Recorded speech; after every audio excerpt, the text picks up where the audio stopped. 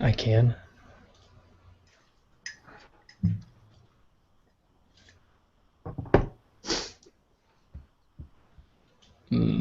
Maybe I can. I'm not super familiar with a whole lot of the Hangouts stuff other than just using it. So. Gotcha.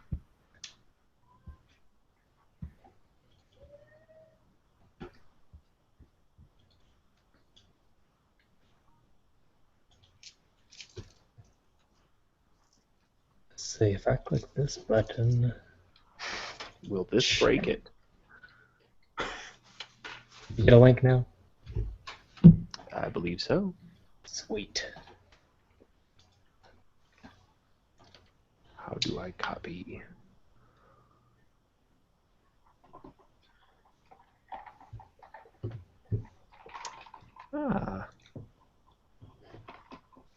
I just kept on, just so you guys know, I just kept on writing down trophy after trophy for this game because I just kept coming up with them. I eventually just stopped because I had so many good ideas. It's a pretty easy one to come up with.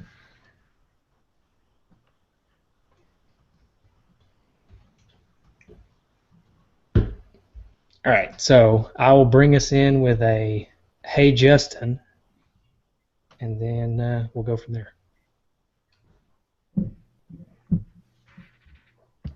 Hold on, I'm not recording yet. We'll let Google record us this time, Justin. Unless you're recording yourself, Eric. I forgot to tell you that we do that. Okay. But Google can record us. Do you need me to? No, let's just let Google do it. I think Google can handle it. You should get yourself a copy of Mixcraft. Yeah, I thought about that after you told me about it. I just haven't had time to sit down and figure it out. Okay. But you can download the MP3 or the MP4 from Google and import it into Audacity. So, all right. So we ready now? Yeah, go for it. Hey, Justin. What's up, man?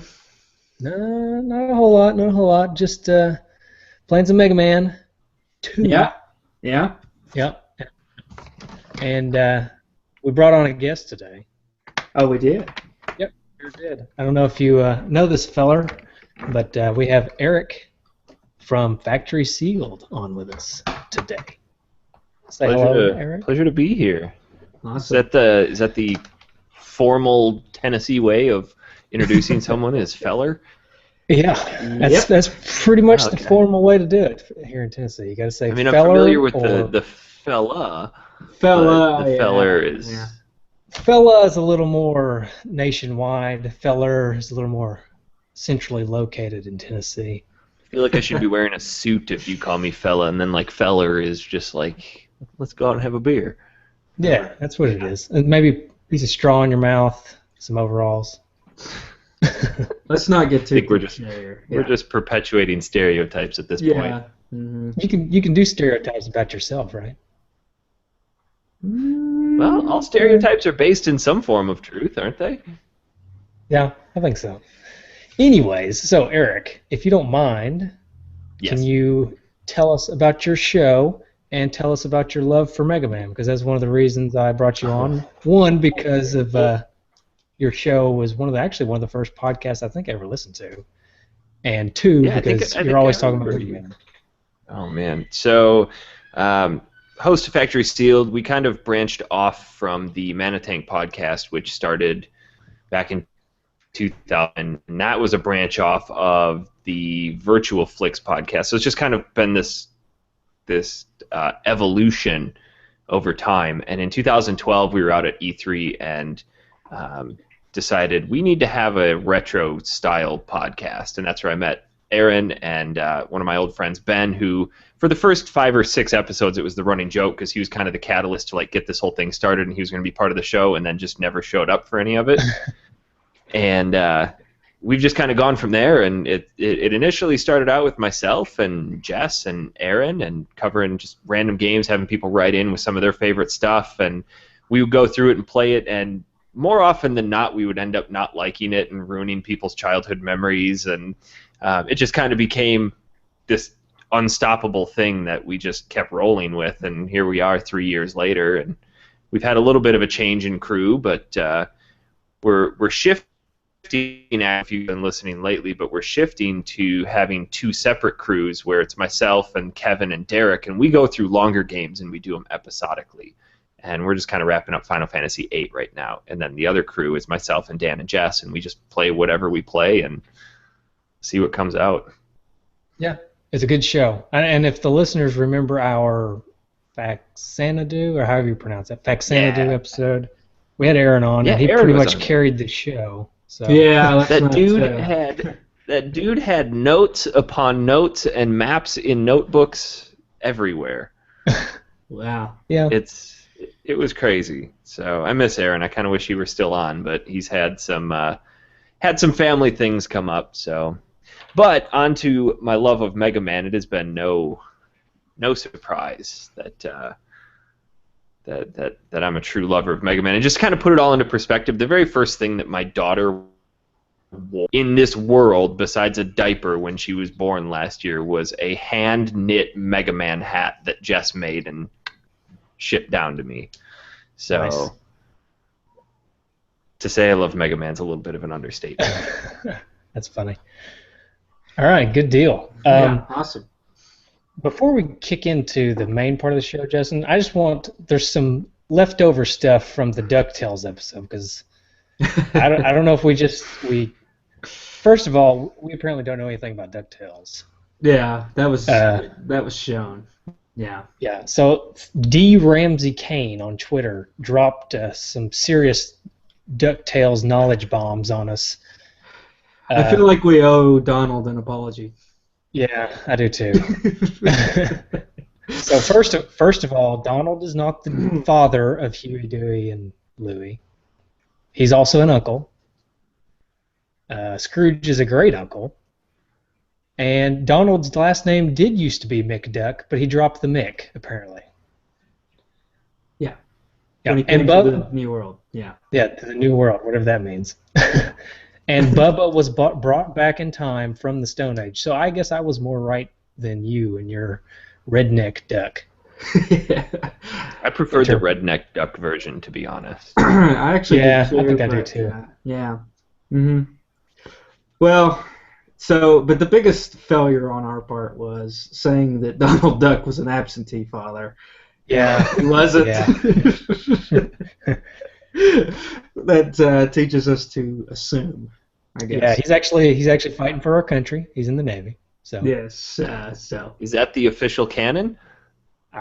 Well, that's Ramsey's canon, and he says he has the entire series on DVD. So okay, we're gonna go with him because I trust him over myself. I'm not gonna. Although the absentee father makes for more entertaining, it's probably not true. Yeah. Yeah. So apologies to Ramsey there. We goofed on the DuckTales knowledge. Yeah. No, what you gotta do. Anyways, on to Mega Man. Not bad for making it up as we went along. Yeah. Sometimes that's just what you got to do. I mean, as long as you sound confident in your delivery. Yeah. Mm-hmm. Yeah, I felt pretty confident at the time. Less so now. Leave it up to the internet to strike you down very quick. Yeah. Well, which we did get struck down by something else that we've never really addressed, but. Oh, we did? Yeah. Well, I've said we didn't get struck down. Oh, yeah, that's right. That's right. Okay. Well, we're still waiting on that. Yeah, we're waiting on that one. All right. I guess we still can't address it. I don't care. I mean, I'm not even 100% sure what you're talking about, to be honest. April Fools. Oh, an April Fool's joke. Mm-hmm. Yeah. Okay. Anyways. Okay. All right. I apologize if I clear my throat a whole bunch this episode. It is in the allergy season is in full force here in Tennessee, and I am a victim. I never had allergies till I moved to Arizona, and I came from Wisconsin where there's trees and pollen and just junk everywhere, and I moved down here, and it's just been insane. I think I've actually developed an allergy to apples. And I have no idea why. Because as soon as I eat an apple now, my gums start to itch, and now when I eat apples, my throat itches down into my stomach, and it's just an unpleasant experience. It's just those Arizona apples. Can't trust them. They grow them here. Usually, Really? yeah. Usually when people move out west, they get rid of their allergies. So that's weird. That's interesting. Well, usually when you move down here, you get valley fever from all the fungus in the dirt, and then you're acclimated. That's when you're finally considered a local. It's like, I survived valley fever. You didn't die, so you're a local. So I made a point for the first 6 months I was here to not dig in the dirt. I'm not going to get valley fever. I'm just not going to play in the dirt. Mm-hmm. Yeah. Okay. All right. So, So Justin, Mega Man 2. Yeah, you got some history for us? Sure. So Mega Man 2, obviously the sequel to Mega Man, the original Mega Man, which was interesting that Mega Man 2 was developed and published because the release of the first Mega Man was not necessarily successful enough to really justify getting a sequel immediately. So kind of what happened was they worked on Mega Man 2 kind of on the side while they were working on another game. And Keiji Inafune, who we've talked about before when we talked about the first Mega Man, this is a quote for him when they were talking about developing the game Mega Man 2. So this is Inafune speaking here. So we, of our own accord, got together, spent our own time. We worked really, really hard, just 20-hour days to complete this because we were making something we wanted to make. Probably in all my years of actually being in a video game company, that was the best time of my working at Capcom because we were actually working toward a goal. We were laying it all on the line. We were doing what we wanted to do, and it really showed in the game because it's a game, once again, that we put all our time and effort and love, so to speak, into it and designing it. So it was kind of, they had to, going on that quote, it sounds like they had to succeed because they were doing this on their own accord, and if it didn't work, it wasn't going to look too kindly on them. So, have you guys seen this? Have you seen this official Mega Man 10 complete works that they released about a year or two ago? No, it looks pretty fancy though. Yeah. Not to interrupt you, but I feel like this kind of fits pretty perfectly. This is I'll see if I can show you guys, but it's not an art book, but it's a master collection of contest submissions from all the characters. And if you can see in here, all of these little paragraphs that are written by Inafune, and it goes through his mindset of what he was thinking when he was developing these games and as he was writing or as he was creating these characters. And yeah, you're exactly right with what you said about started, because number one, wasn't a success, and number two, they decided to create this game pretty much on their own. And this is before corporate had a say in creating sequels. It was more or less the team just going, right, that'd be fun, let's do it. But what was super interesting about 2 is that from the time of that conversation until the time they published it was 3 months. Yeah. Oh, yeah. Wow. Not only that, they actually looked at a lot of the submissions for the bosses in the game. So all the bosses, Capcom received 8,370 boss submissions for the game from fans, essentially. And of course, they picked the final 8 and they tweaked them a little bit for their own. Inafune actually wanted to give a more anime appearance than they had in the first game, which we'll talk about that in gameplay if you guys, what the graphical differences. The music was composed mainly by Takashi Tateshi. I don't know if I'm. But was credited as Ogeretsu-kun, which is a nickname implying rudeness, meaning rudeness or depraved in Japanese. So, yeah. So, and Manami Matsumi, actually, who did the composing for the music for the first Mega Man, had some contributions into the soundtrack as well. This game was wildly more successful than the original Mega Man. Since it was released in 1988, it sold over 1.5 million copies worldwide. It's the highest selling in the Mega Man series, and it's Capcom's 30th highest selling title. It's well received by critics. Most critics, like EGM, are putting it at about an 8 out of 10. IGN put it at a 9.5 out of 10. And so a very well received game. And the music, which we'll talk about again in the gameplay, was even well received. Joey Becht of IGN listed 3 stage themes from Mega Man 2 along with the main title song among the best in the series, the Mega Man series.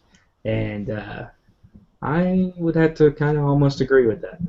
I'd put the title up there in some of the best of video game, like all of video game music. Yeah, it was really good. At least the most recognizable. Yeah, so it's considered one of the best in the series, obviously, by selling. It ranked number 33 in Nintendo Power's top 200 Nintendo games ever, and number 60 in official Nintendo Magazine's 100 best Nintendo games. So, yeah, so Mike, did you have this game? Did you yes. Great. Sorry, I didn't know he was going straight to the quest. You kind of threw me off guard. Oh, so sorry. no more history then. Okay. Well, yeah, I'll just wrap it up. I'm sure there's a ton more history. People can look it up and find it. We don't need to. This isn't the history channel. This is. There's a lot of cool stuff. If you dig into that book, it's called MM25, the 25th anniversary, and there's a lot of cool history stuff in there about the different characters. And they've even got sketches of some of the character submissions that didn't get approved. But yeah, definitely the history of 2. He even goes on and says that it's his favorite game as well, at least the most memorable, because during the time he was developing this, like you mentioned, he was doing the 28-hour work days, and he was also at the time mentoring somebody, and he said there's a lot of frustration with something that would take him 3 hours would take somebody else 3 days to do, but he found a lot of pride in mentoring somebody and having them develop their skills on this game that ended up being the most memorable for him. So he said that of all of the games he developed, this one's his favorite. That was one thing that I forgot to mention. I had a quote here that he said, this is Inafune saying, working on Mega Man 2 marked my 2nd year at this, and I even got to mentor a new kid, which opened up a whole new world of stress for me. So, yeah, so... You guys mentioned the submissions for boss characters. If I had known the address to submit to, I probably would have submitted some, because as a kid, I probably had 2 or 3 notebooks full of just something man characters, because I was obsessed. And as the games went on, like for example, Mega Man 7, they had 220,000 submissions for that game. So 2 just rocketed it up, and people were wanting 4 had 70,000, and it just kept going up and up. And how do you even have time to process all of those? And how do you whittle it down to 8?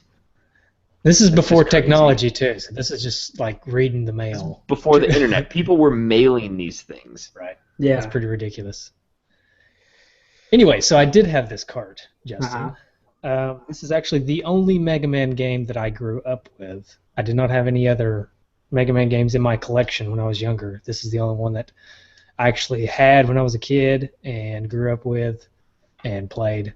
So there'll be better stories for the other 5 Mega Man games as to how I acquired them, but this one is just somebody bought it for me. Probably a mom, dad, somebody. Actually, probably not dad, maybe mom. Definitely not your dad. Tangent, side note. I thought about your dad earlier because I was thinking about, we were talking about the Rocky movies and the montages in the Rocky movies, and how I thought number 4 was probably my favorite. But it was like Rocky was just doing work at somebody's house. He's just like chopping wood and stuff. And then I thought, he's at Arthur Kelso's house chopping wood, doing work. So, yeah, that's my montage from when I was a kid. Rocky 4. Okay, so let's talk about the game. Well, did you guys have any stories about how you got the game? Or you Justin, you may or may not have the game. I had the game as a kid, and then me losing this game is the reason why to this day I still do not borrow games to friends. I don't care how close of a friend they are, because I was going on summer vacation and I had a stack of NES games, and my friend was going to his grandma's house. He's like, it's going to be a terrible vacation. I'm just going to sit there and do nothing. I'm like, here, take my NES games with you. And it had pretty much all the Mega Man and a bunch of the Mario games and Excite Bikes, like pretty much any classic that you could think of. Well, I never got any of them back at all. That's terrible. Man. And I asked him about it, and he's just like, no, I don't know where they are. So at the time, I didn't really... I cared, but that was right kind of at the crest of when the Super Nintendo was coming out. So I'm like, yeah, whatever. I'm never going to play those things again. But I don't lend games to people anymore. Yeah. I've lost a few games that way. Yeah, you've also taken a few games that way, I'm fairly certain. Yeah, neighbor kid. I took about 15 games from him back in the day. Yeah. He gave them to me, though. It wasn't like, here, borrow these. He was kind of a... I had a friend do that once, too. He's like, hey, I left something for you out under my tree. So I drove over to his house, and it was just this bag of PS1 RPGs. And going back through it, like, these are super rare RPGs in there now. And he's just under a tree in his yard. Okay. That's funny. Just didn't... I don't want them. I don't want them anymore.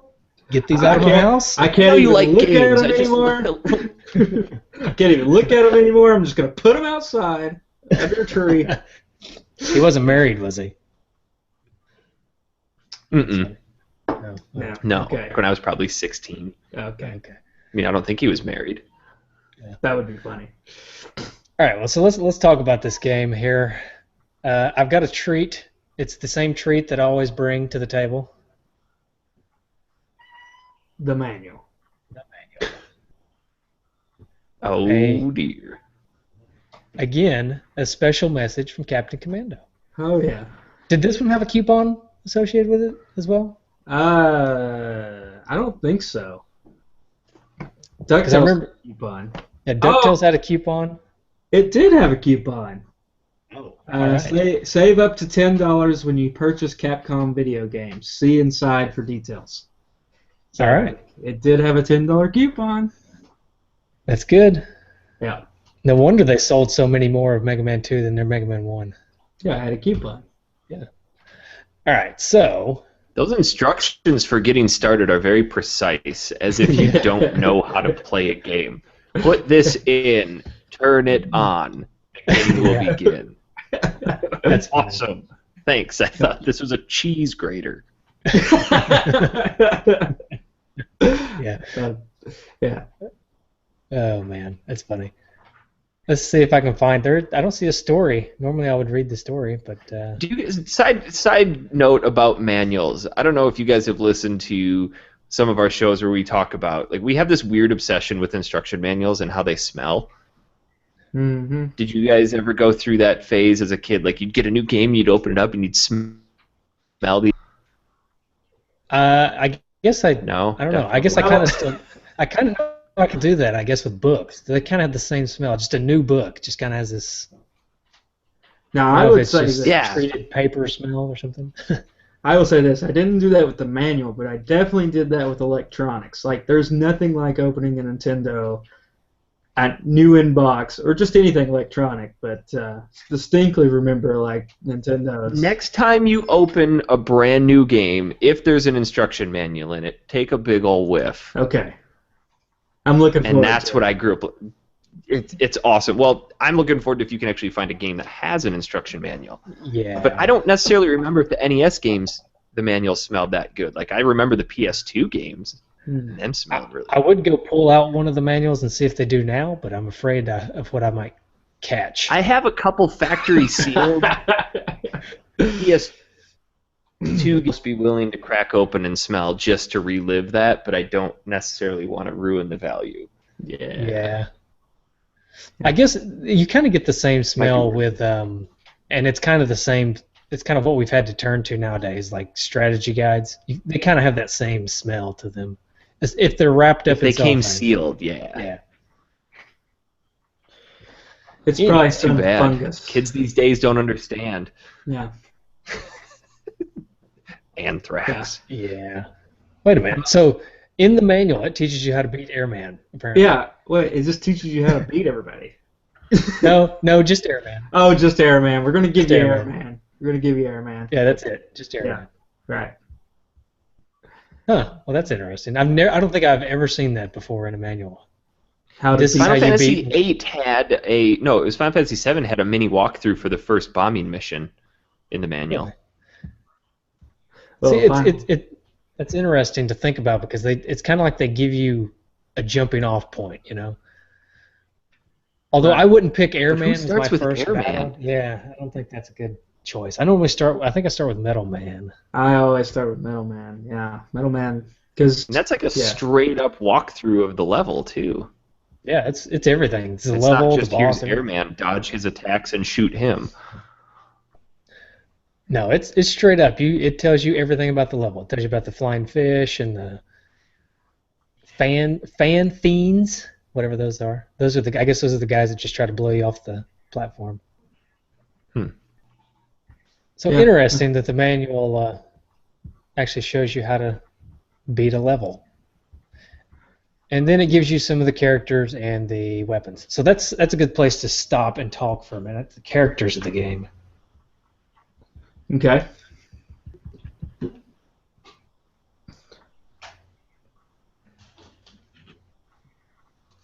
So where did you start with? I always start with Metal Man. I always start with Metal Man. Yeah. And even a lot of though a lot of strategies recommend you start with Bubble Man. I don't know. I never heard that one. Because I was watching a few speed runs on YouTube, and they a lot of them start with Metal Man. So. Well, see, the reason I start with Metal Man, and I think the reason why a lot of people start with Metal Man, and sorry, there's our outline for everybody. Hey, there you go. I don't know where I lost the manual. There it is. I think it's there. There it is. Anyways, the reason I think a lot of people start with Metal Man, the reason I do, is because the metal blade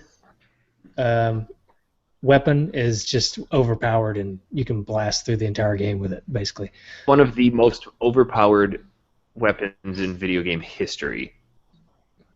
Yeah. Yep. It doesn't use a lot of energy, and it hurts. And you can aim it pretty much anywhere you want. So I like how Metal Man knows that his weapon is so powerful that if he gets hit by his own weapon later in the game, it's an instant kill. Yeah, it's pretty funny. I beat Metal Man first, and then I went to Flash Man. And literally... That's a strange jump. Yeah, now, Flash Man went down pretty quick off of the metal. Well, his primary weakness is Metal Man, but I guess everybody's kind of is. Yeah, so... Yeah, I've got with me here, I brought this just in case anybody... is that backwards to you, or is that just backwards to me? No, I'd see it. Anyway, so this has my... Is this where you kept dot pictures of all the codes? Yeah, I've got my diagrams of the codes, and I've got my order that I figured out here. So the order that I always went in, and the order that I continue to go in, is I go Metal Man, Air Man, Crash Man, Bubble Man, Heat Man, Wood Man, Flash Man, Quick Man. That's the order that I always like to go in. You go with I don't know if it's the most second? efficient. Yeah. Yeah, I usually go Airman second. I don't know why. I just always have. See, I usually go. I do Airman third because I figured Woodman, metal cuts him down. I mean, there's a couple different theories with that, and that's kind of the beauty of the Mega Man games is that they're so intricately designed that each of the enemies, there's a reason for why they take each other down. I guess Woodman's instant kill is from fire when it's fully charged, but with Woodman before Airman, because if you use the Leaf Shield, it takes him out pretty quick. Yeah, that's true. I typically, I don't know, once I get the metal blade, I just use it on everybody from then on out, basically. Yeah, that's true. I mean, it's kind of cheating, and it kind of breaks the game a little bit, but I don't know. That's just the way I like to play. That's how you roll. I like to cheat, and cheat hard. If you're not cheating, you're not trying hard enough. That's right. Speaking of which, somebody had mentioned we need to implement a cheat code like segment. Does anybody have any cheats for this game? There was passwords. I pulled when I was up in Canada, Kevin, we were playing through this, and he taught me something that in all of my years of playing Mega Man, I never knew. If you have two controllers plugged in and so down button on the second player, Mega Man can jump higher. What? Huh. Really? I never knew that. No idea about that. That's crazy. Makes the game so much easier. Well, that's interesting. Or you could just, if you don't have any friends or siblings, you could just take another controller and tape the button down. Yeah. That's a hard sell to somebody, though. Here, I want you to hold this controller. You're not going to play the game. You're just going to hold this down, all right? Could you do that? That's a younger sibling move right there. That's definitely. Yeah. You give that to your younger brother, younger sister, whoever. That's and then they think they're helping, which they are, I guess. But yeah. No, I guess tell them, see what you just did. See what you just did. That's awesome. Yeah, exactly. I think I got some tips for this game, I guess, and I guess we all kind of got some tips. One is use Metal Blade all the time, and that's pretty much the best tip you can have for this game. Also, the Heatman stage, getting item 2 before you go to Heatman stage, and you can just fly right over all those disappearing platform things. That's a pretty big tip. Yes. Well, that's a new thing that they incorporated into Mega Man 2 is the items as well. And there was some cause for concern, like, is this going to make the game too easy? But Corporate, I believe it was actually saying we need to make this game more accessible because Mega Man 1 was pretty hard. It was pretty unforgiving. And the fact that people came back to it was pretty impressive. But the inclusion of the items was great, especially RC. So did you or did you not like the items, everybody? I don't like them. There's a couple spots in Wily's Castle where you have to throw the items at just the perfect pixel distance in order to make a jump to a ladder, and it's things like that when a game is hard for stupid reasons like that, I get cut off. And it's hard because it's like, okay, this takes good timing, but those just, a lot of them felt really forced. Yeah. And as the series goes on, like, oh, you have the submarine, and now you got to be underwater, and just like, I just want to jump over things and shoot them. Yeah, it's hard, but it's what I call stupid hard, and I talk about that all the time at school. It's like it's hard, but it's not hard as in it's challenging in the way of what you're looking for. It's just I'm going to make something that's very difficult for you to do. You know, if I'm the creator of the game, and I'm not trying to bash them, but no, yeah. Yeah, and I think the problem with the items for me is what you all are saying, plus there's parts like when you can use item 2 and just kind of break the game all. Like, they designed this whole platforming segment, and if you have item 2, you just fly right over it. So they kind of not only do they make it more difficult in parts, but they also make it super easy in parts. Mm-hmm. So I think those options there for people who... They may have put those there for people who just said, you know what, this is too difficult, and like, okay, here's your out, giving maybe it's that initial jumping off point where you have a choice in how you do this. You know, instead of a shortcut, here's an easier way to do it. Yeah, it's like the P-wing. Your friends will call you. The P-wing. Your friends are going to make fun of you if you do use it. Yeah. Right. Although I always use the P-wing to fly over the Air Fortress part of Super Mario Bros. 3, and I am not afraid to admit that. Yeah. Yes. Okay. Anyways, I do see one more hint / tip / cheat here. When you are starting a level, press start, then immediately hold A plus B and press the D-pad in the direction of the displayed boss, and the stars in the background will change into birds. Yeah, I heard about that. More of an Easter egg, yeah. Yeah, a little Easter egg there. Yeah. That's worth trying out. So yeah. Yeah. So what about the graphics of this game? I know you touched on a little bit about he wanted to make it more anime or something like that. I don't really think I noticed that necessarily myself, but I would never have thought that until I read that, and even still, I think looking at his character designs, you can see it, but regardless when you transfer that to 8-bit, they're all going to look the same anyway. Yeah. I think it looks a lot like the first Mega Man game, but I think it differs in a couple of places. I think that the bosses are kind of the same, but I think I guess they're sub bosses or mini bosses, like the big things that you fight in between the bosses. Mm-hmm. I think those are a lot more detailed in this game, and I think the backgrounds are about twice as detailed or 10 times as detailed. I don't know. The backgrounds of this game are way better than the first one, I think. Yeah, but now I'm going to go on to one complaint. Is the Bubble Man level really messed with my eyes? The waterfall, you know? Oh, yeah. I don't know. It kind of made my head hurt a little bit. It's got that trippy optical illusion going on. Yeah. Right, and you're trying to platform at the same time. Yeah. Yeah. I think aside from Quick Man, the Bubble Man level is my least favorite in this game. Yeah. I think the Bubble Man level may be my least favorite because I really don't like the physics of it being in the water and having those, I guess they're mines or spikes at the top. I've learned to overcome that, but the Quick Man level where you're dodging those fire beams that are coming out, that would fall into that category of stupid hard for just simply the reason of being hard. Yeah, but then at the same time it turns kind of easy if you use Flashman's power, the Time Stopper. I think it turns easy. It does, and there's no fine balance between the two. It's either super hard or ridiculously easy because you used an item. And I don't know if it was meant to be that way, but if you try to go through without using it, no matter how many times you've played it, you're still going to mess up and you're still going to die a lot. Yeah, I think that kind of ends up being the fault of a lot of Mega Man games, though, because it's kind of you play it until you figure out that this item does this, and whenever you figure out that the Time Stopper will stop the time and you can go through that, or whatever weapon works for whatever boss, the game becomes a whole lot easier.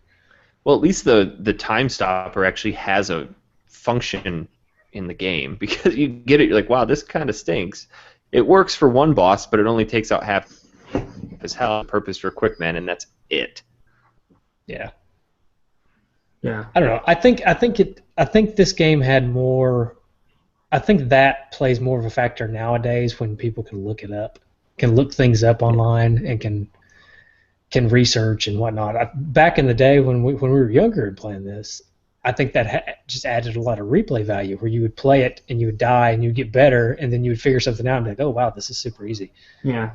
Well, we would have contests with each other where when a new Mega Man game would come out, we'd all get it, and then we'd rush home to play it, or we'd come over to each other's house and play it and see who could beat it the fastest, or if you didn't play with each other, then you'd come back to school and you're talking about the levels with each other, like, well, which order did you go in, what'd you do, and like, how'd you do this? And you're like, I'm not telling you. Yeah. Right. If you knew what they didn't know, you could lord that over them, and for a while you were the coolest kid in 3rd grade. Yeah, it gave you power, right? If you knew the right order, or if you knew a little trick or a little something like that, you had the power. You were the center of the circle on the playground. Yeah. Circle of three kids, I guess. Yeah. Oh, and only pretty much only the nerdy kids, but it's whatever. Yeah. I gotta say though, we were talking about. So I went Metal Man, and then jumped into Flash Man, which you guys kind of seemed shocked when I said that may not have been the best. And Flash Man, that level I kind of have a love-hate relationship for, because I actually love the music to that level, but I don't like the level. I hate treadmilling platforms. You know what I'm talking about? Where they're like they're moving backwards and you're moving forwards, or vice versa, and or it's making you go faster. I've never liked that in any games. And doesn't that level also have glass or ice or something where you're slipping and sliding around? I always hate levels like that too.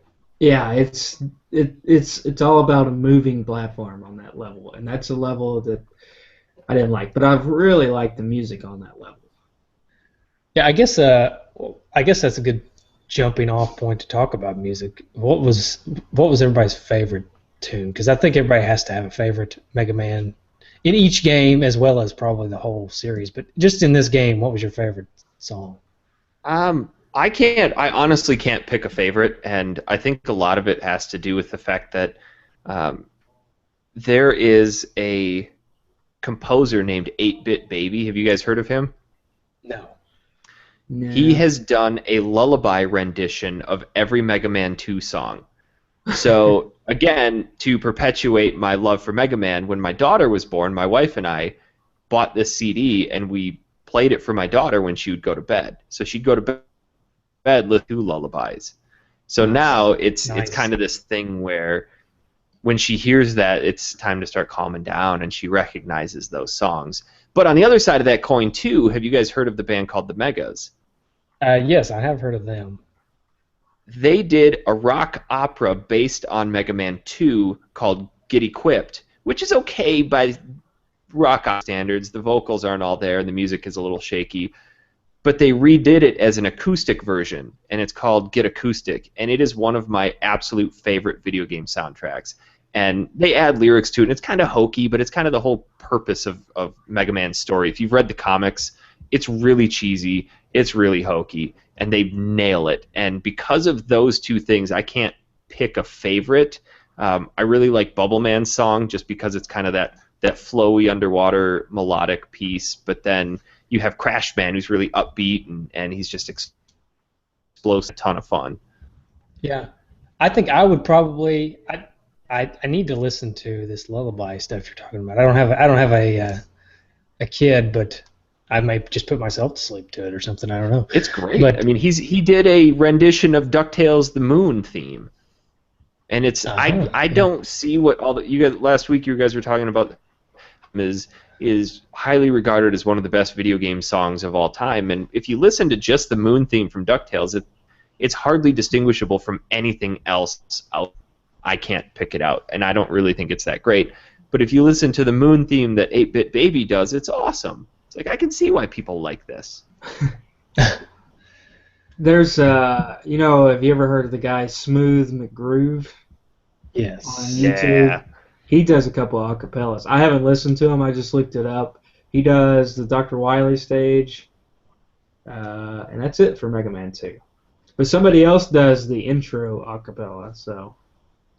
There was until Floss did Mega Man 2 with lyrics, and that kind of ruined the title song for me because every time I hear it, I sing his lyrics, and they're not really intelligent lyrics by any stretch of the imagination, and they kind of are they're stupid, but it's hilarious.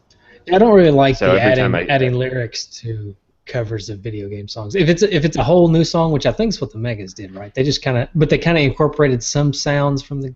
No, it is the theme song, but they wrote it from a perspective using canon from the comic books, and there's like the main song. I can't remember the title of it, but there's a line in the comic books where Dr. Light is talking to Mega Man about he's going through this whole identity crisis about how he used to be just this little helper robot, and now he gained all these powers and he's becoming possessed with it, and he can't. He's becoming angry, and Dr. Light pulls all his weapons away, and he's like, I built you in my image. I gave you eyes. I gave you hair, but that's burden in your heart. I didn't put there, and they kind of string that into the whole chorus of this song and build the song around that. And they give each of the bosses just a goofy identity. Like Bubble Man knows that everybody else makes fun of him. He's pointless and worthless, and his weapon does nothing. And it's a ton of fun to listen to. It's really, really hokey, but the music is fantastic.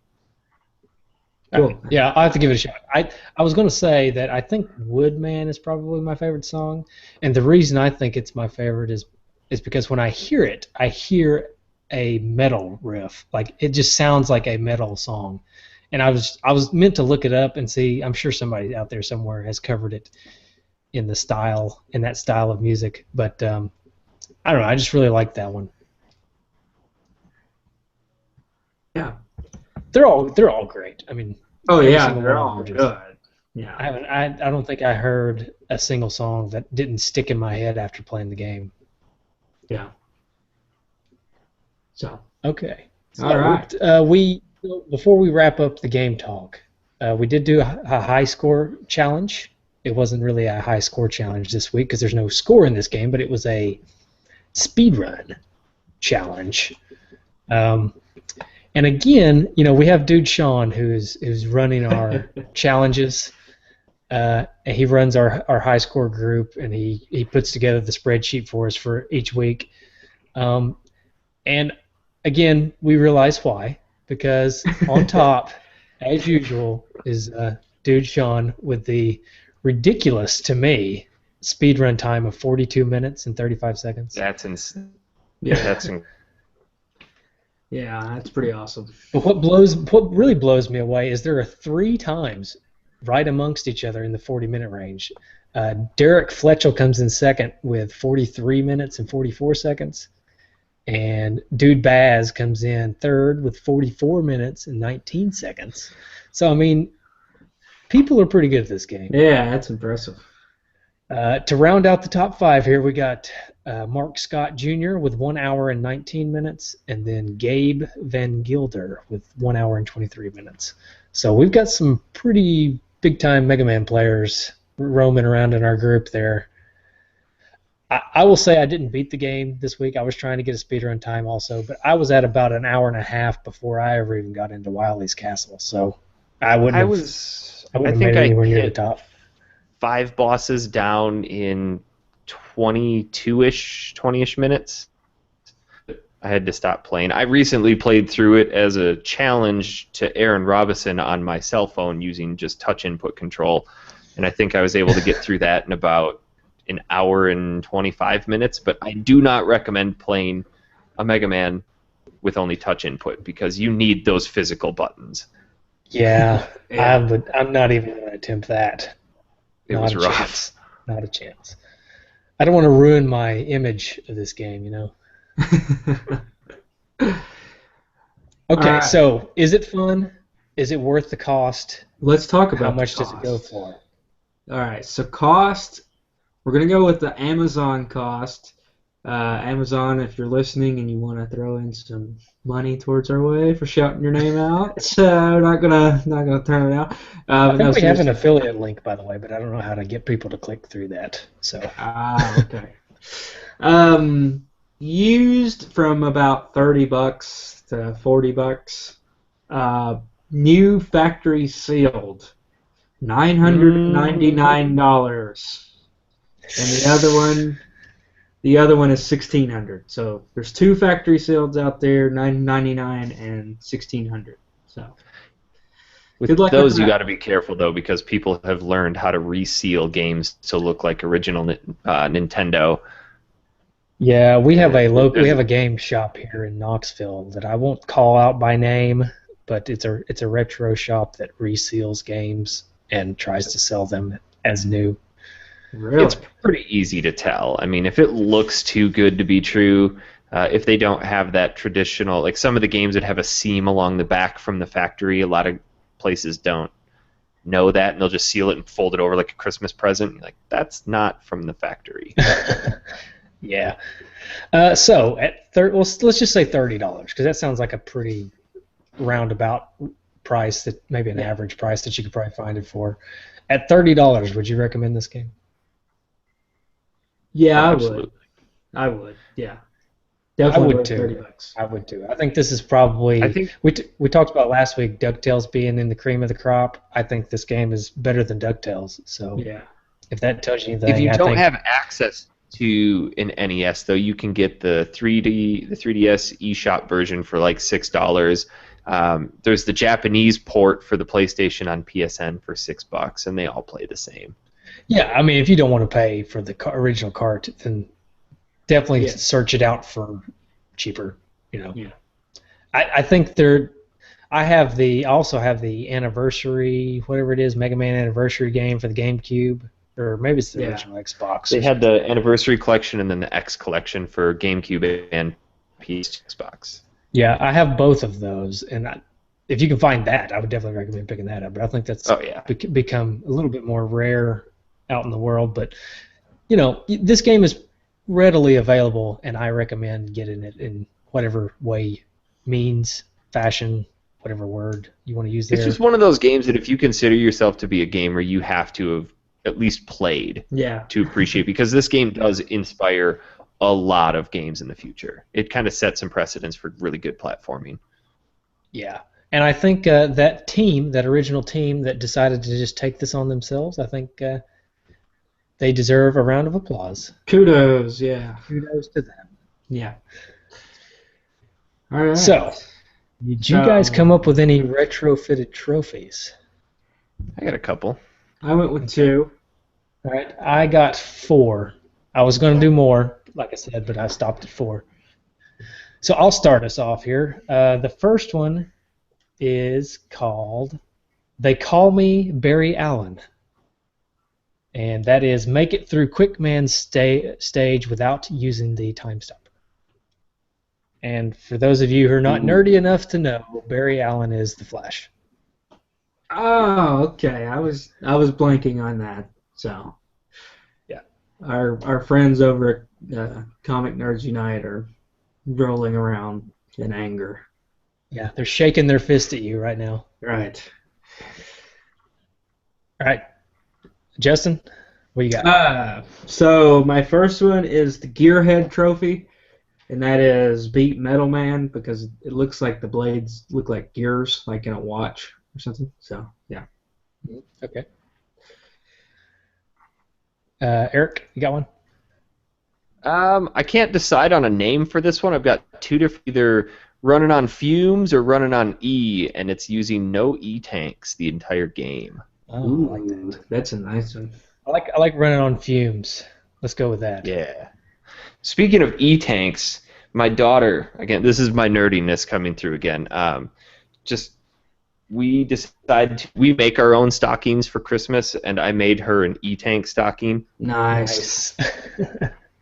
And Very then nice. 2 years ago, I made myself an 8-bit Mega Man one. So they're full of stockings that you can put stuff in. They're pretty big. Oh. But then my wife felt left out, so I made a pink one. Oh, Nice. Aren't you just a little seamstress? Yeah. Heck yeah, and I'm not afraid to say it. I can use a sewing machine. I made my sister one year for Christmas. She's a huge Mega Man fan as well. I cut out over 2,000 2-inch silk squares and together into a giant queen-size Mega Man duvet cover.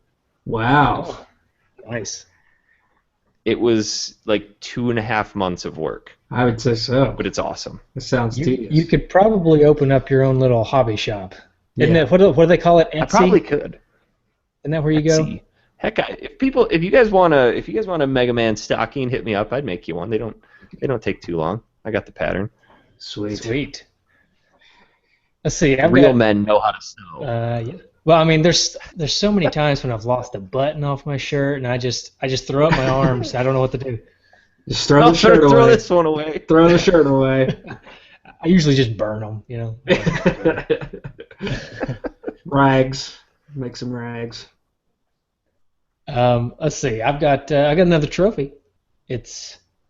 Now that's how you make an entrance, and to get that trophy, you have to jump into the boss gate. So I thought that was a standard regardless. When my sister and I play, we actually make fun of each other. It's not just the boss screen. It's any time you're going across the screen, you have to be jumping in mid-flight in order for it to be a true Mega Man screen change. Yeah, I agree. I don't think I don't even know what the animation is whenever you run into it, because I don't think I've ever done that. Yeah, you jump. It's just what you do. Yeah. You have to jump. All right. So my next one is the Michael Trophy, and that is defeat Bubble Man, and that is because Michael has a tendency to break my daughter's bubble machine. So that's for you, Mike. Story. We had a birthday party for my daughter, and Michael showed up, and he tried to put bubbles in her bubble machine, and it didn't work from there on out. So it's a fitting trophy. This past year, you got her another one, and all I had to do was look at it, and it didn't work. Yeah, exactly. It's exactly what happened. That's funny. So, I've got a couple more. I've got one called "You're Not Hardcore," and it's killing all of the enemies with only the metal blades. Nice. Cheater, Pumpkin Eater would be another name for that. You physically cannot beat the game using only metal blades because bubble is the only weapon that works on the final boss. Oh, and there's also the part where I kept getting stuck or just getting frustrated and quitting when you have to use the crash bomb thing in that room with the little eyeballs that shoot at you. There is exactly one pattern that you can do for that, and if you don't know it, you're not going to get past it. Yeah, I figured that out. I think what I figured out after the fact and haven't had a chance to go back and play it. I think you can play that part and blow up all the walls and then die and then go back out and refill and go back in. The walls are still gone. I think that's I don't think you can. Well, that's what. Once you're in, you're in. Yeah. Well, I don't know. I never did figure out the pattern, and I never did get a chance to try out that other trick. So, anyways, that's a frustrating part. I meant to mention it during the gameplay segment, but let's see. I got another trophy. It's called "I Ain't Got No Time for This," and that is skip the Heat Man disappearing platform part using item 2.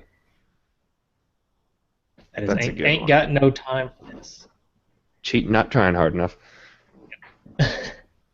I've got another one that is, again, using weapons, just called Pea Shooter, and beat the entire game with only your Mega Buster. Ooh, that would be tricky. Yeah, I bet a lot of people tried to do that, though. Except, because, people do that with these old games. They've beat them so many times that they got to figure out how to spice it up.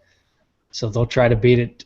How can I make this game harder? Yeah. Right. Right. Yeah.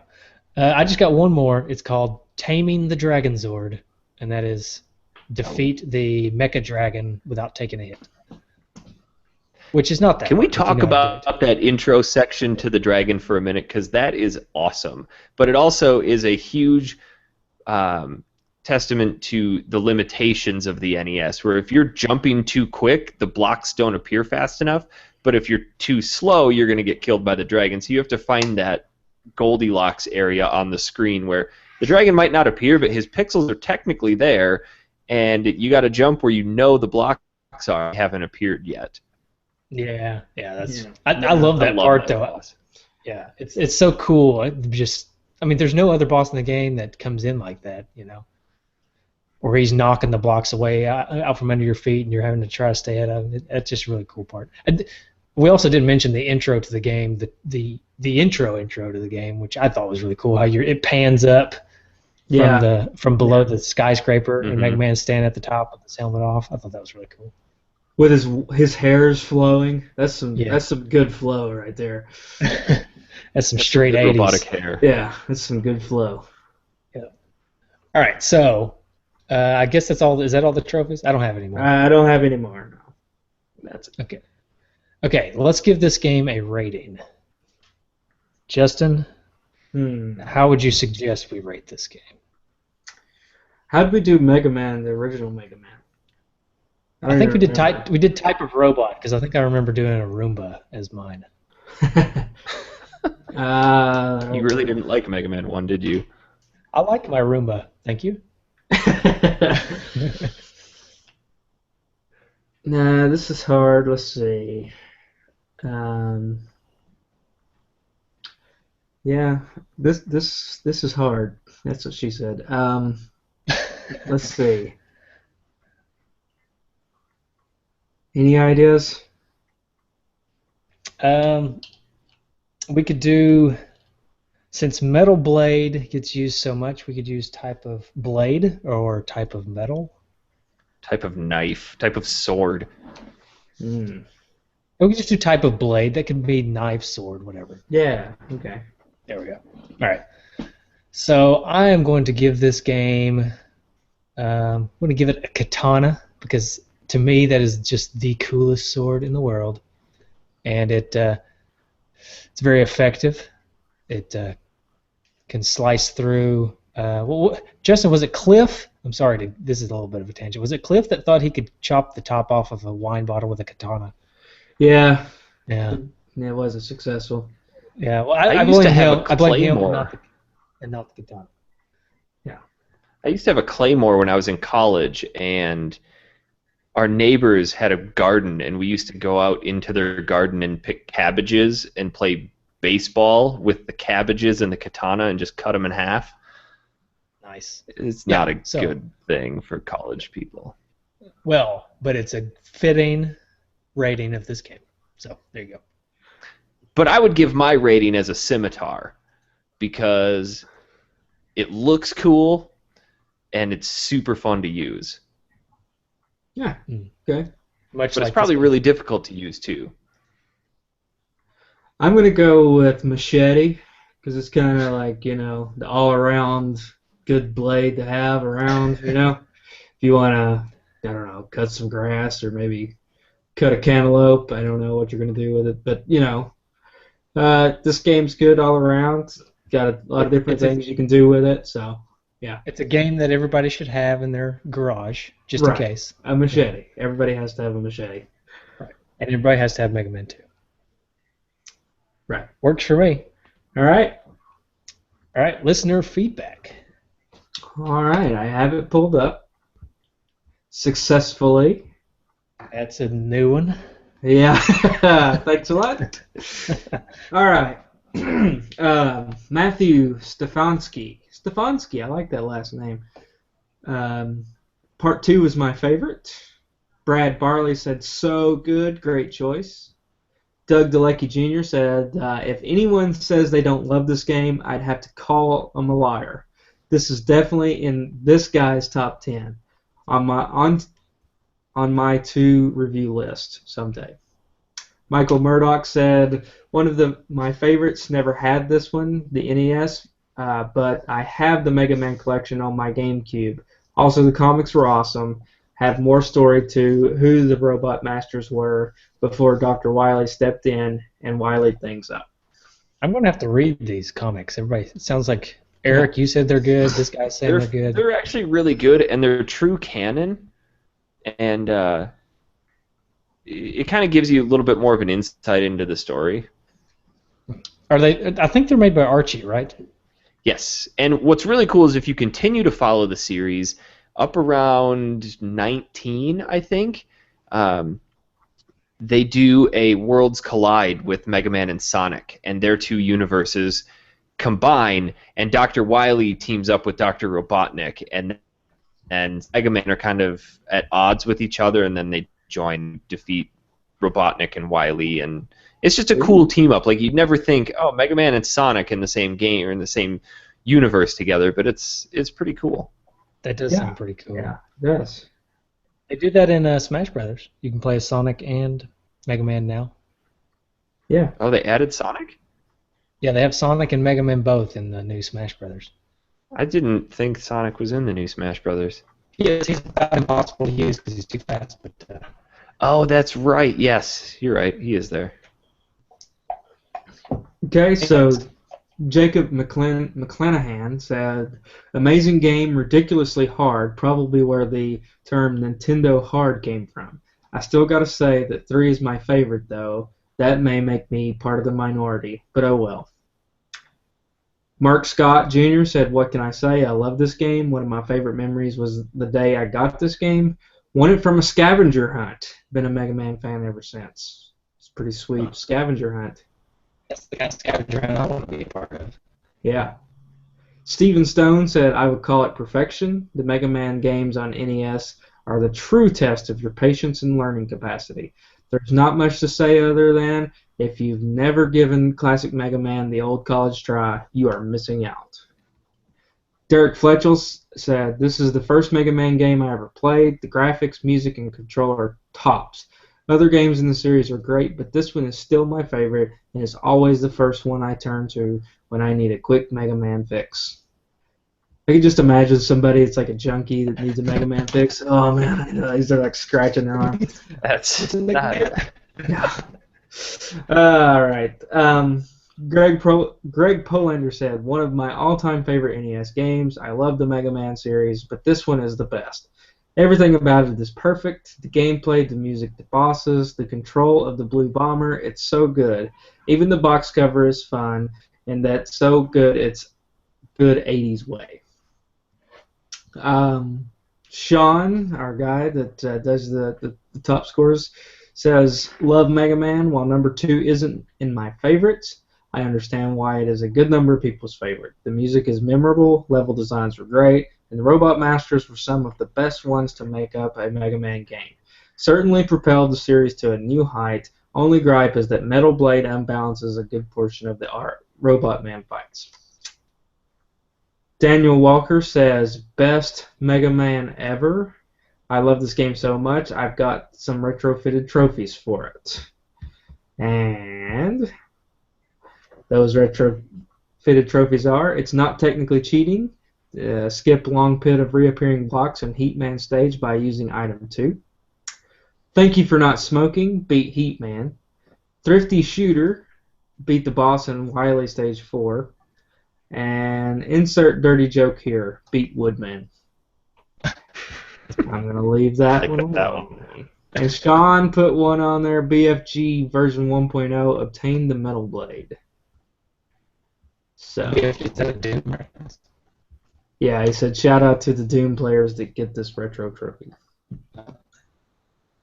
Daniel, let's see, yeah, they're talking to each other. Do what? Lots of feedback. Yeah. Of course, I'm not surprised.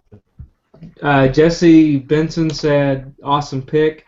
I still remember staying up most of the night with my cousin trying to beat this game. Took us forever to try to figure out. Bubble Man's powers played a big role. Good times. Let's see. And Brian Voss said, I used to play the game all night with my brothers. I could never beat it.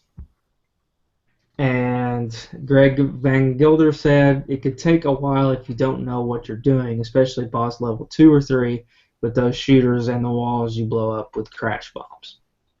So, that is our feedback. Oh, all right. We do have a voicemail, if it'll work. And I'm not 100% sure this is about Mega Man. This may actually be about Duck Hunt. Or about Duck Hunt. It could be about Duck Hunt, but I think it's about DuckTales. Voicemail, go. I think there's what's going on, Sean, here. I know that this guys will show you this thing, but I want to wait a couple guys for Sean's good work. I want to thank each and every one of you that participated in Sean's video and I've been before. Hey, Mike, we can't hear anything here. Okay. I think it might be your internet. It's like cutting in and out pretty bad. I'll tell you what. We'll pretend like we just listened to that. It's actually about DuckTales. It's Sean. Thank you, everybody, for taking part of the DuckTales challenge. And then I'll send it to you in MP3, and you can just splice it in. Okay. So write down that time if you need to. So we'll just have to splice that in. Sorry. Well, I guess I don't have to say sorry. Just remember to splice it. Okay. I'll have to work on this a little bit. Michael is having some technical difficulties, so you're really cutting out. It's next to impossible for me to hear him. Yeah. So we got feedback. So anyway, Eric, thank you for coming on. It was a pleasure. Anytime. If you guys play any more Mega Man, no, as long as it's not Mega Man Legends. No, I'm sure we're going to play a lot more Mega Man games, as they are quintessential. Absolutely, it's a pleasure. Yeah. You can always check us out on all of our social media, Facebook, Twitter, Instagram, anything out there we're on, and always check us out on our website, nesdudes.com, nintendudes.com, and twodudesandannest.com. And you can all... I'm going to give a shameless plug to our show here. Please do.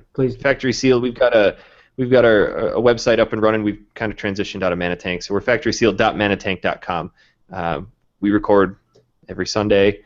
You can follow me on Twitter at Honest Pizza, and definitely check us out. Yeah. Am I back yet? You're still cutting out. Is there anything we need to add, Michael, that you know of, that you can sign to me or something? I don't know. Oh, yeah, you can call us. You can always call us at 775-7-RETRO-1. And I don't know those numbers off the top of my head like Michael does, but, it is what it is. 775-7-RETRO-1.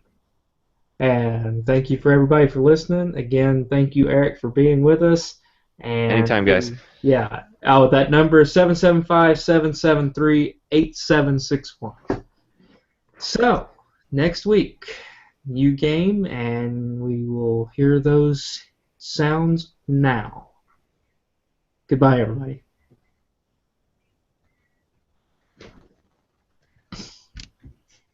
I don't know what happened. Sorry. Yeah, you're just cutting out really bad. Yeah, it got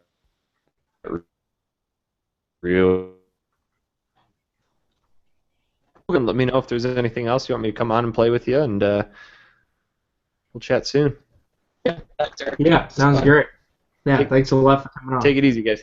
Yeah, you too, man. Anytime.